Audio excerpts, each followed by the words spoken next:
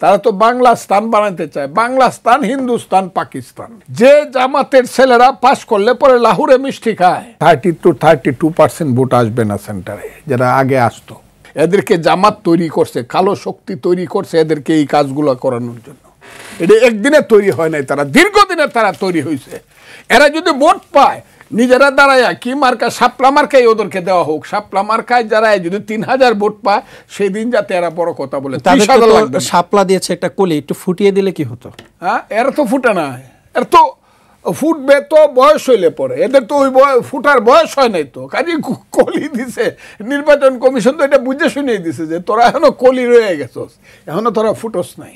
BNP তার জোট নিয়ে ইলেকশন করলো, জামাত তার জোট নিয়ে ইলেকশন করলো, দুইটা জোট হইল। বিএনপি জামাত জোটে যদি ইলেকশন হয় তাহলে প্রথমতই 30-32% ভোট আসবে না সেন্টারে, যারা আগে আসতো। আসতে অনীহা প্রকাশ করবে, এরা ইন্টারেস্ট পাবে না মানসিকভাবে, বিবেকগতভাবে।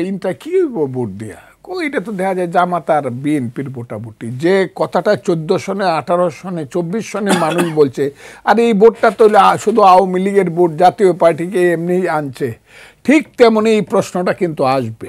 এখনো যদি বিএনপির নেতারা মনে করে জামাত আমাদের খালাতো ভাই লাগে, জামাতের কিন্তু মাথায় আছে যে বিএনপি দলটা জিয়াউর রহমান প্রতিষ্ঠিত করছিল, এই দলটার প্রতিষ্ঠাতা কিন্তু বীরুত্তম, কথাটা খুব বুঝেন, মুক্তিযোদ্ধা Bir Uttom, brigade commander, jet force, এবং 27শে মার্চের স্বাধীনতার ঘোষক, 27শে মার্চ বঙ্গবন্ধুর নামেই যদি করে থাকে, তারপর তো এটা তো আর কোনো মেজর করে নাই।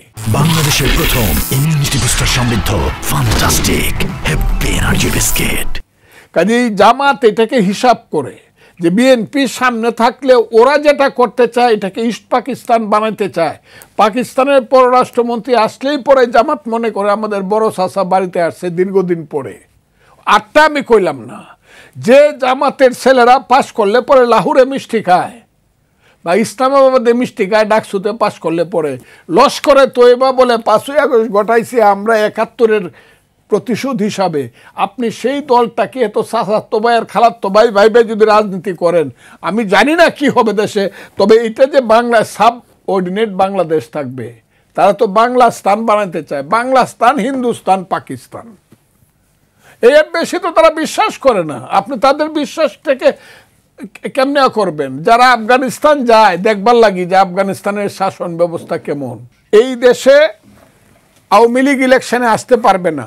আমি নিজেই বলছি 10 বছর লাগবে আওয়ামী লীগের লিখতে, কিন্তু আওয়ামী লীগ না হইল বাঙালি জাতীয়তাবাদী শক্তি, যেটা মুক্তিযুদ্ধ করছিল স্লোগান দিয়া, যারা বলছিল তোমার আমার ঠিকানা, ওরা একটা শক্তি কিন্তু আসবে।